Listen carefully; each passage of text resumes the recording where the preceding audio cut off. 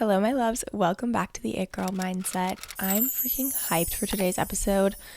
I know I say that every time, but truly, this one is so much about my journey in the last 2 years, mainly last year, and how I overcame them, the healing modalities, the tools. So this is your personal development glow up guide.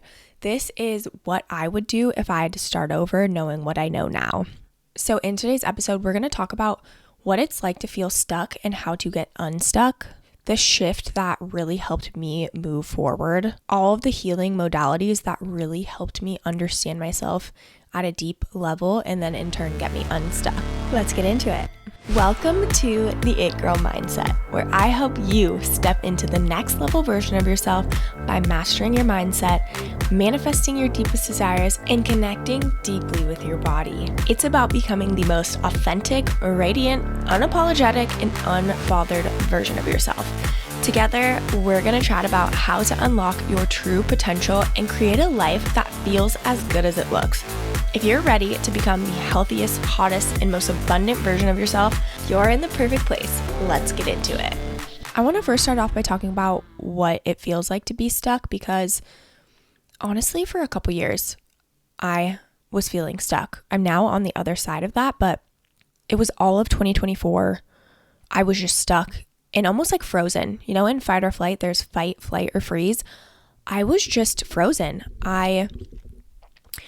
I felt so confused on my purpose. I didn't feel good in my body.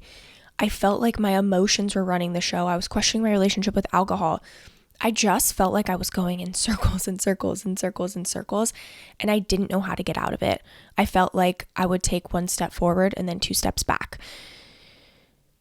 You know, I was so unhappy with the friendships that I had. I was clinging on for dear life. And that's something about me is if I love something or someone or whatever it may be, it's really hard for me to let go.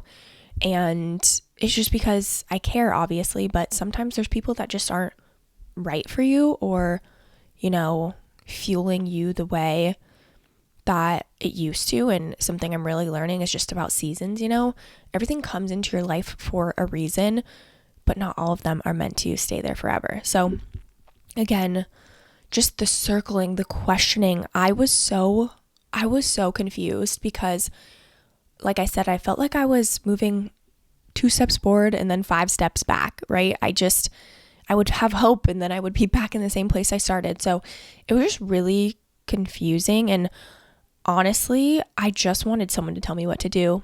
Sometimes I'm such a control person and I like to plan out my future and know what's going to happen next. And I was so frustrated feeling like I thought I knew what I wanted, but nothing was working out the way that I wanted it to. And it was just, it was confusing and exhausting. So anyways, I know what it feels like to feel stuck. Maybe that's specifically with your body, because I've also been down that rabbit hole where, if you guys are longtime listeners, you know I felt stuck in my body for years and I thought I was going to be stuck there forever. Maybe you're stuck in a career that you hate and you feel like, you know, you're trying to find your purpose and other ways of work that really fulfill you, or it could be anything that resonates in wherever in your life you feel stuck. Okay. So that's what I really want to talk about today and how I really came out of that. Like I said, I wanted someone so badly to just tell me what I needed to do. I invested in mentors, just being like, help me, like, what do I do? And all of my mentors, of course, were like, you have to figure out what you want to do. I can't tell you. The biggest shift for me was when I started to listen to my own intuition and my own voice. And that takes some inner healing work to be able to do that, because if you are acting on your current programming where you have limiting beliefs and fears and past trauma that you're holding on to, it's going to be really hard for you to get quiet and actually listen to that intuition, because again, sometimes it's a fine line between what's my intuition and what's fear, what's my ego and what's my higher self, kind of who's in my head right now, right? Because I talk a lot about this, especially with health and fitness clients, where it's like your inner voice, if she's not nice to you, that's not your inner voice. That's actually not truly you. It's your ego talking in some capacity, right? Because for so long I would say, I hate my body, hate my body.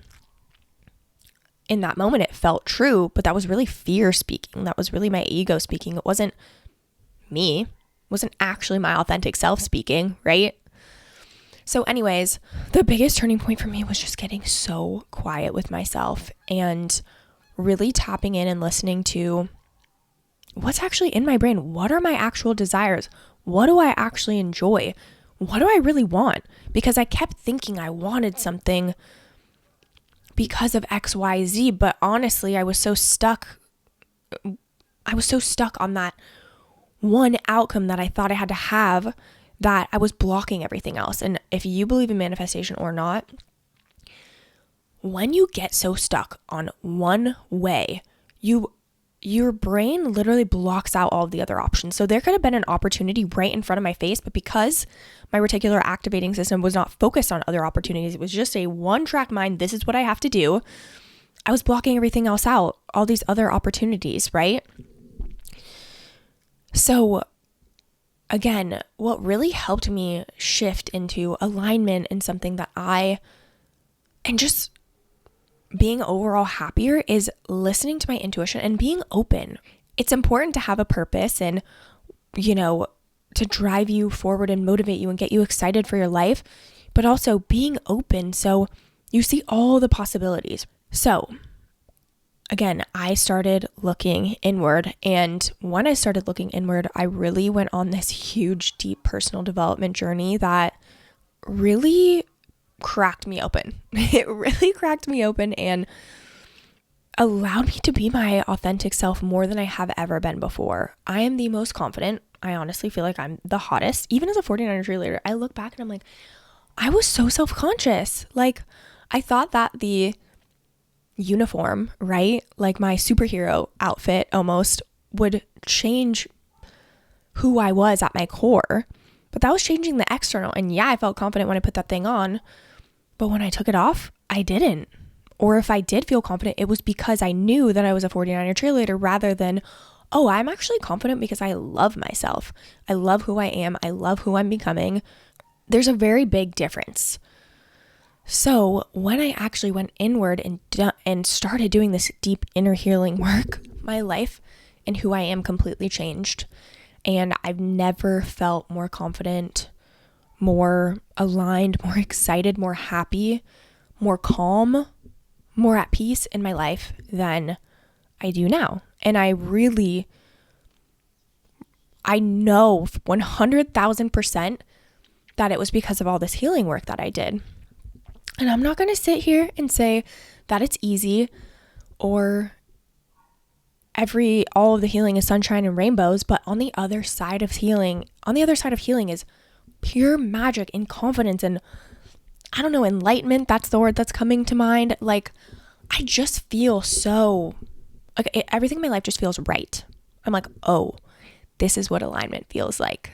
Because when you force against alignment, it's never going to end up well. And I talk about this a lot, especially with alcohol. Oh my gosh, that was a big thing that lasted a long time where I knew it was out of alignment, but I chose to continue drinking anyways. I was like, everyone my age does it. Like, other people drink the same way I do. Like, but I knew deep down that it was out of alignment. And now that I'm almost a year of no alcohol, I'm like, oh my God, I finally understand, right? And sometimes alignment feels scary. Like, especially not drinking. It's like, oh, everyone and their freaking mothers drinks alcohol. How am I going to be the one person that doesn't? That feels scary. But now that I'm on the other side of that, I'm like, oh my God, I get it. Okay. I listened. So now we're going to go step by step on how I would start my personal development journey over again. You guys, I know that this might be a lot of information, but honestly, if you actually take this step by step, and I'm not expecting you to do this in 3 months. This is not a 90-day quick fix, like change your life, right? This is 6 months, a year of really getting to know yourself and taking steps to feel good in your body and in your life. We're going to go through 5 steps, and then I'm going to walk you through some journaling prompts so you can kind of, just kind of assess where you're at and where you need to start, because the first step needs to be the first step, but after that, they're kind of interchangeable. This is going to make more sense once we go into it, but step number 1 is to take care of your body. Steps 2 through 5 might differ depending on where you're at in your journey, what you've already done, right? They can kind of be out of order, but step number 1, taking care of your body, is the number 1 priority. Your health is so important. You get one body in this lifetime. One. And I honestly sometimes get frustrated with the world and the media because, yes, looking aesthetic and hot and toned and whatever it may be is very important. But there are ways that you can do that in a really unhealthy way. When you do it in a healthy way, you're actually giving yourself a gift of longevity and vitality. And that's actually what's more important. I get it. I was in a place where I didn't give a shit about anything other than shrinking myself and being the smallest version of myself and being as skinny as possible. I get it. I've been there before. But I was so unhealthy when I had that mindset and when I was acting in that way. When you actually take care of your body in a way that's aligned and you focus on feeling good, your health is going to drastically increase. And all of the next steps that I'm going to tell you about also helped with my physical body, because look, everything we experience is in our body. That's why I'm so passionate about health and wellness and feeling good in your body, because it determines your experience of life. If you feel like shit, you're probably going to, have a shorter fuse. You're probably not going to feel as confident. You're probably going to say no to things that you don't want to. You're probably going to hide in the back of pictures, right? Everything starts with feeling good in your body, which is why that's number 1. And this should be number 1 no matter where you're at in your journey. Because like I said, when you feel off in your body, everything is harder, right? If you don't have energy, waking up in the morning sucks. Going to the gym sucks. Honestly, going to work sucks, right? If you feel uncomfortable in your body, putting on outfits sucks, taking pictures sucks, right? When you feel good in your body, everything else in your life gets easier and better. I'm not saying you need to be the skinniest version of you, but you should want to be the healthiest version of you. And the media overcomplicates it. You need whole foods, you need water, you need movement, and you need to de-stress your life. Period. Sleep obviously goes into all of that as well, but take care of your body. I'm just going to give a couple of tips, because if I went through everything, this podcast would be hours and hours and hours. But sleep. Get really good at sleep. Okay. Take sleep supplements. I think it's so interesting to me. So many people are like, I can't take, sleep supplements every single night. What if I get addicted to them? It's like, you take a multivitamin every single day. I mean, some people do, but you don't look at it that way. But when it comes to sleep, everyone's like, oh, I can't take these sleep supplements. It's like, why? I don't necessarily recommend melatonin for sleep. I like L-theanine. I like GABA, but get your sleep dialed, okay? Because then you're going to have more energy. And when you have more energy, you'll have more motivation to work out and energy to thrive in your life and more patience and more honestly self-awareness, because you're not just like tired in a zombie mode. Your hunger and fullness cues will be more regulated. Your hormones will be more regulated. Okay, so number 1 is sleep. Number 2 is food. Eat whole foods. Prioritize plants and protein. You don't need to starve yourself. You don't need to eat as little as possible. Phase 1 is just start eating whole foods. I always like to think about it too. Instead of what do I need to take away, think about what can I add in, right? Or what can I swap? Add in and swap. No taking away. When it comes to breakfast, right? Oatmeal, yogurt bowls, all of that is whole foods. If you really want to know if something's healthy or not, look over. If there's multiple ingredients, look at those ingredients. And if there's honestly more than one, that means it's not whole food, right? It means it's some sort of processed food. Even I heard someone talking about I heard on a podcast the other day someone talking about how Trader Joe's is a scam. I don't think Trader Joe's is a scam, but if you think that packaged meals at Trader Joe's are healthy, then yeah, that's incorrect. Anything processed, though, is unhealthy, and anything processed is not going to make you feel good. But at Trader Joe's, there's like whole foods you can buy. You know, I buy oatmeal there. I buy bananas. Like, they have everything a grocery store has, right? But when you buy whole foods, that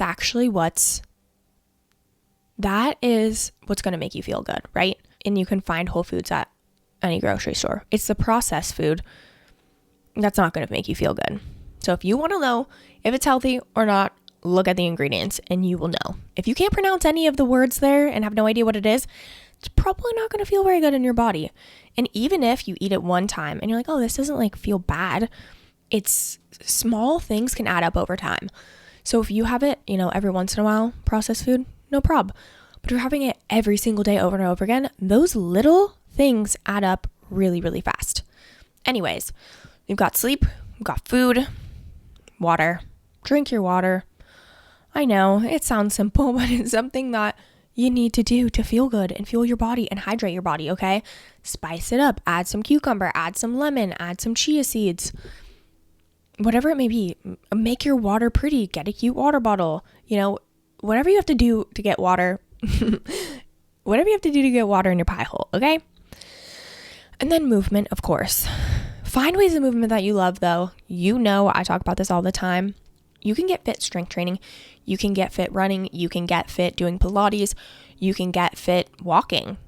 You can get fit playing pickleball, tennis, right? Like, find ways of movement that you actually love so then you'll actually stick with it. And lastly is alignment. This is the last tip I'm going to talk about because alignment is so important, especially when it comes to food. If there's a food that doesn't make you feel good, write it down in your notes and stop eating it. Try it out for a couple weeks. And if you're like, oh, I'm still having the same symptoms, okay, maybe it's not that. Move on, right?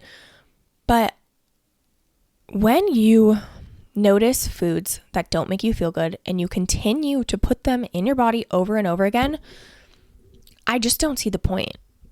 That's not honoring your body. That's not taking good care of your body. That's purposefully knowing that something doesn't make you feel good, but you continue to eat it anyways. I just don't get that. I look at taking care of your body as a way of feeling good.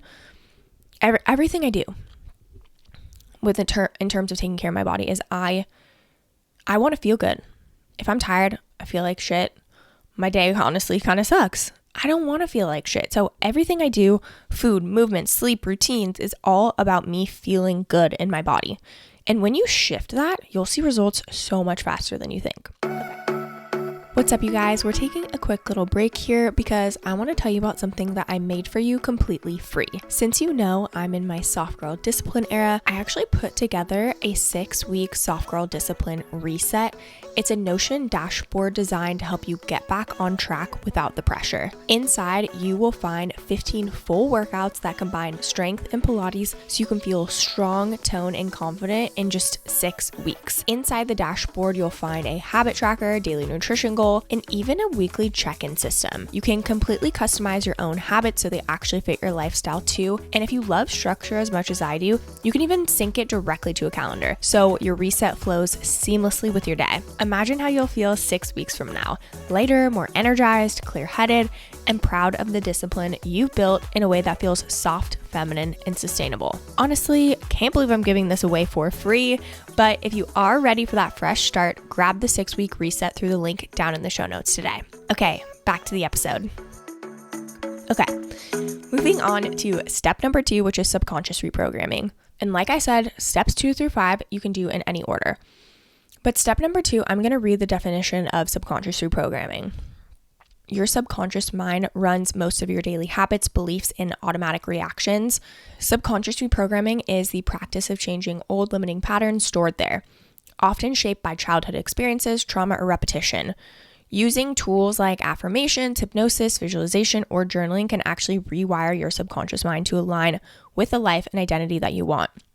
Okay, Subconscious reprogramming is so powerful and drastically changed my life. And over the last year, I got really into it. I even got certified in it because I don't know. I just do that sometimes. I'm just like to go all in on things. But anyways, I talk about subconscious reprogramming a lot and I really believe in it. So long story short, we have programs and automatic behaviors and unconscious behaviors that run 95% of your life, right?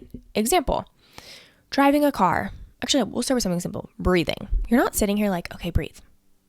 Okay, breathe. No, your subconscious mind tells your body to do that. Because if we had to breathe, okay, right, and you're walking, right foot, left foot, right, that would, our brain can't comprehend all of that and also have thoughts. Your subconscious mind is running the show, and a lot of people don't even know about it, right? Your subconscious mind dictates 95% of your habits and behaviors, how you show up, your thoughts, your beliefs, everything. The 5% is conscious. That's why so many women struggle. And I always talk about body because that's what I have so much knowledge in. But when you say, I want to lose weight and feel good in my body, and then you skip the gym, you order takeout, right? It's not like that 5% of you that was like the conscious side of you that's like, I want to lose weight and feel good. It's not like that's wrong because you were choosing your actions differently. That just means your subconscious mind and unconscious mind is running the show. You're repeating patterns based on, like I said, your trauma, even habit, doing something over and over again. Childhood. This childhood is huge. When you go and change your subconscious mind, you're able to change how you show up and in turn your results. I've been doing a ton of work on just like reprogramming, letting go of limiting beliefs. A lot of mine stemmed from childhood. I was able to go back to the root cause of when I had this limiting belief. And I understood why I had to go through that. So what I had to learn, and I rewrote the memory in my brain, in my subconscious mind. So then I could show up differently. This is not woo-woo. This is actual neuroscience. I'm not sure if you're familiar with EMDR. EMDR is kind of the same thing where you go back to that intense trauma, you relive it until you don't feel as activated by it anymore. Subconscious reprogramming is you go back to the root event. And even if you don't know what the root event is, your brain will take you there when you're in a certain brainwave state. So you go back and you understand and you learn and you rewire it. And you're kind of disassociated because you're looking at yourselves in a different lens. So you're looking at yourself as a child, not actually living it. So it's not as intense as something like EMDR. I love it. It has helped me so much in my life. I used to have so much anxiety around everything, and this completely changed my anxiety and has allowed me to, I almost feel like every time I did a subconscious reprogramming, I was like, a weight was lifted off of my shoulder. I was like peeling back the onion, peeling back a layer of the onion and feeling like a weight has been lifted off of my shoulders. That's the best kind of picture I can give you. But I've done probably over 100 subconscious reprogramming, and it literally takes like 10 minutes. I use something called NLP, which is neuro-linguistic programming, which is kind of what I described to you. There's a lot of different ways to reprogram your subconscious mind. Even just saying affirmations, that's what I did for a long time. So if you're like, example, I'm someone who never follows through. If you think that you're someone who never follows through, when the time comes to follow through, do you think you're going to do it? No, because it's a core belief of yours. You're like, I'm just not someone that follows through. So your brain's like, cool, we're just not going to follow through. So using an affirmation could be like, I'm someone who follows through. Yeah, you're going to feel like you're lying to yourself at first, but the more you say it, the more you actually start to believe it. And then you'll actually do it in real life and you're going to be like, holy shit, I can't believe I actually just did that. It's so powerful. Step number 3 is shadow work. I am not a professional shadow work girly. I joined a program called Unmasked. Shout out to my mentor, Becca. I talk about Unmasked a lot on here because it cracked me wide open. So I'm going to first start off with a definition of shadow work. So shadow work is the process of exploring and integrating the hidden parts of yourself, the traits, memories, or emotions you've suppressed because they felt unacceptable or uncomfortable. Instead of pushing them away, shadow work helps you bring compassion to these parts so they no longer control your behavior in unconscious ways. It's about wholeness, not perfection. The biggest thing when I went through the shadow work course was learning to accept all parts of myself, because for me, I loved the parts of me that had a 10-step morning routine, went to the gym, ate whole foods. But for a long time, there was a part of me, literally my whole life until a year ago, I didn't accept the parts of me that skipped the gym or slept in. I also didn't accept past versions of me where I was just not anywhere like I was today, drinking, partying, doing bad things, like hurting people. Like that was really hard to accept, that version of me. I thought that if I could just change myself, then I could accept the current version of me. And I didn't realize that that was actually causing me pain. And being able to accept the past version of me and why she acted in those ways allowed me to accept all of me and love all of me, and not just the parts that I thought were quote unquote good. So shadow work, honestly, you should just go join Unmasked.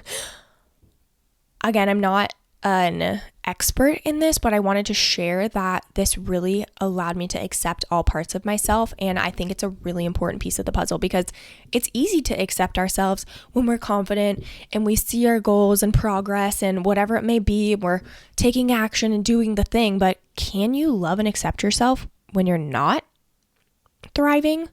When you're struggling? Can you still accept yourself in those moments?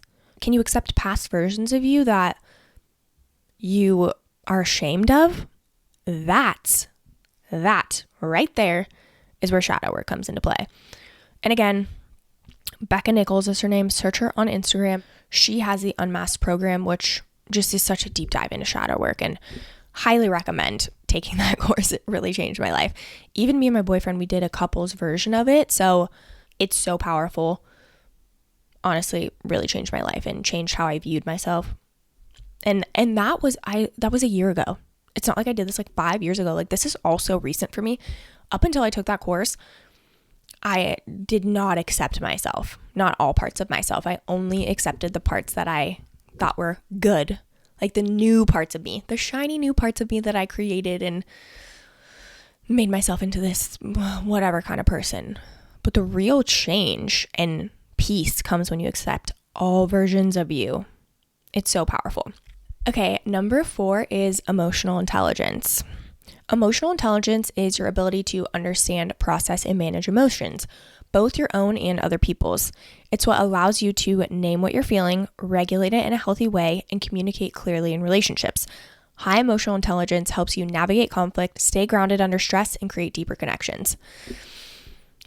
Okay. I thought I was very emotionally intelligent. And it's not that I wasn't emotionally intelligent. I was just very aware and sympathetic of people's emotions, but that's because I am an empath and I feel other people's emotions deeply, just as I feel my own deeply. My boyfriend always jokes about how I live life on intensity 250 instead of the regular 100 that normal people do.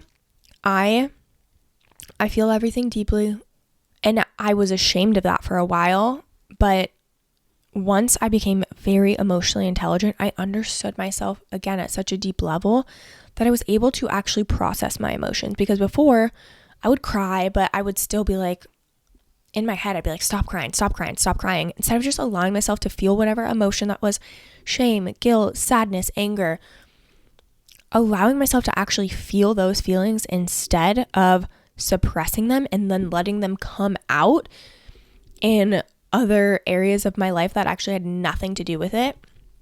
Even, for example, I freaked out on Eric about the dishes one time, and I later realized it was displaced anger. It had nothing to do with the dishes. I was upset about a family thing that's going on, but I took it out on him.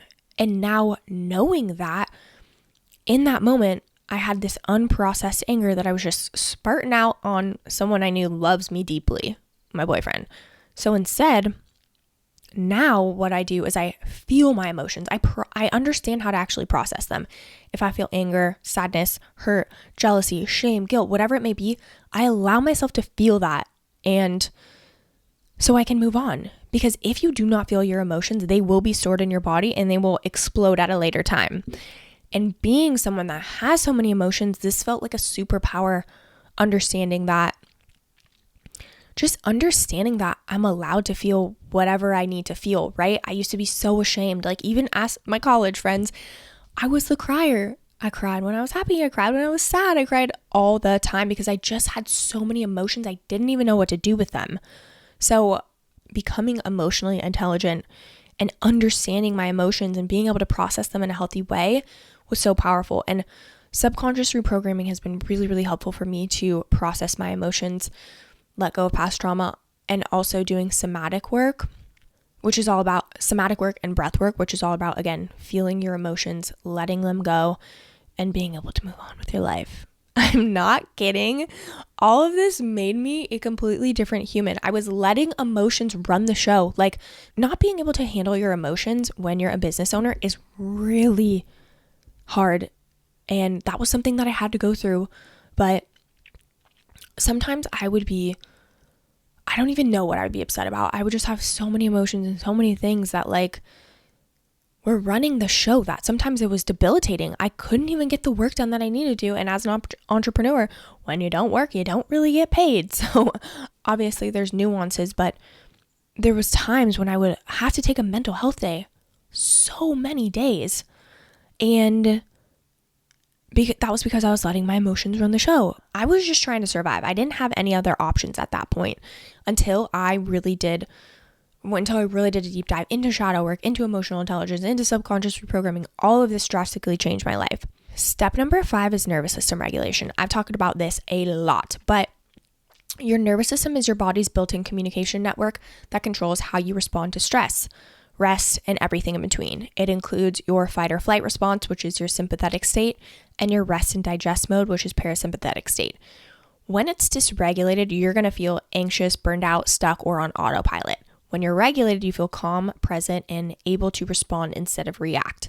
I've done whole podcast episodes on this, but your nervous system is so important. It controls your life because your body, if you're in fight or flight, part of your brain that controls willpower is completely shut off. So that's why, again, this subconscious reprogramming, you're responding from your subconscious mind. You're responding from these past patterns because part of your conscious mind pretty much just shuts off when you are dysregulated. And regulating my nervous system allowed me to be so present and slow down. I used to be that girl that was just running around like a chicken with its head cut off, rushing from one thing to the next. I'd be holding my pee, just got to get one last piece of work done.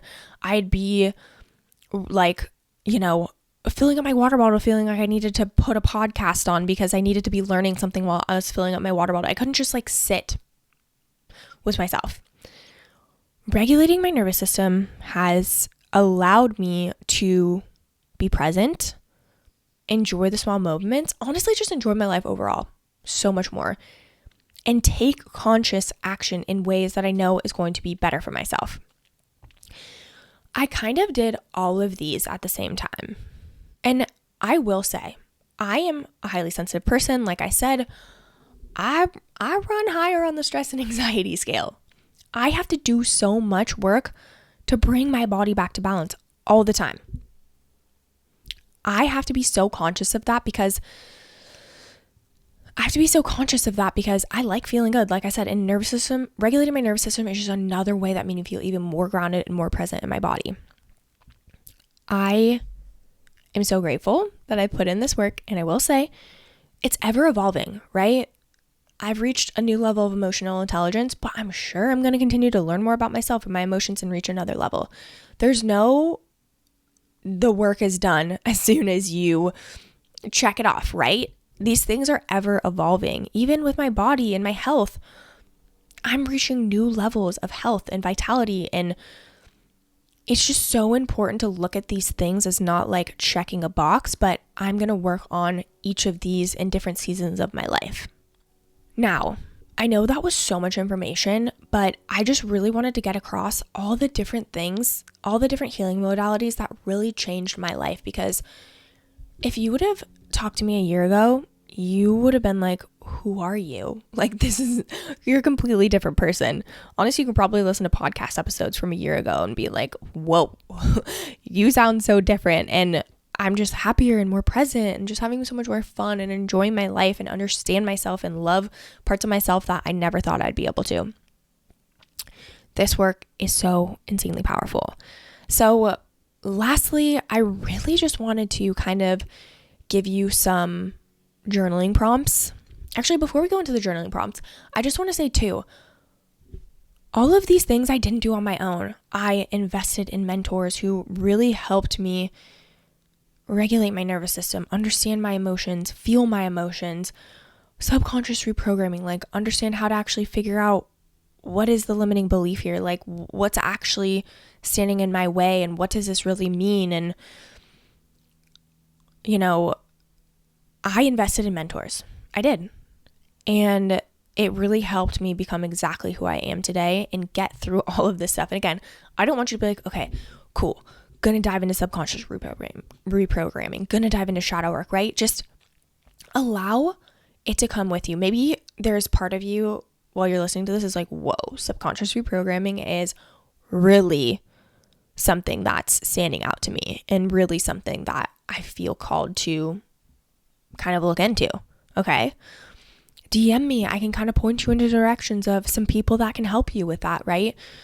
And some apps and stuff like that have subconscious reprogramming. So again, DM me. I'm happy to point you in the right direction of someone that can help you. But again, I just wanted to I'll have you know that I didn't just like, oh, okay, subconscious reprogramming, I'm going to just figure this out on my own, right? I really invested in myself to work with mentors that are extremely educated in these areas.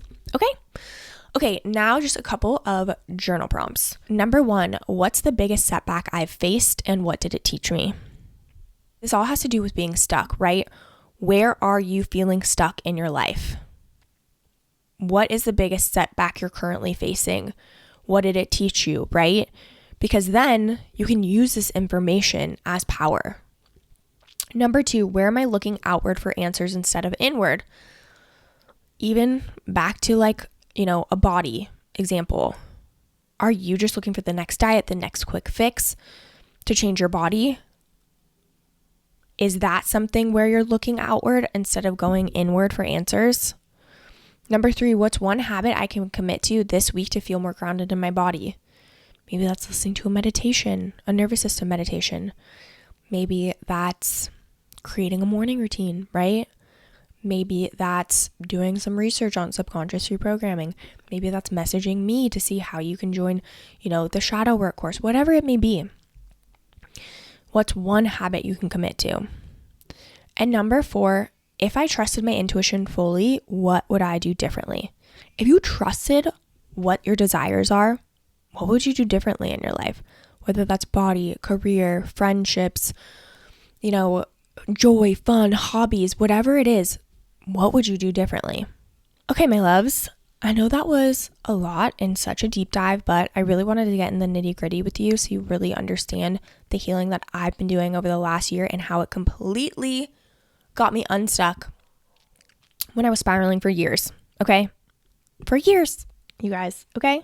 And I've been in the personal development world, okay? This is not like, I've been in the personal development world for a while and I still felt stuck for years. But after doing this deep healing work, it helped me really just thrive in all areas of my life. It's so powerful. But okay, my loves, I hope you enjoyed this episode. I'd love for you to DM me and share with me your biggest takeaway. I'd love to hear from you. I'd also love for you to rate and review the podcast. If you're on Spotify, you can just click the stars at the top. And if you're on Apple Podcasts, you can leave a written review. It would mean the world to me. If you're on YouTube, don't forget to like and subscribe. Thank you so much for watching or listening, and I'll catch you in the next episode.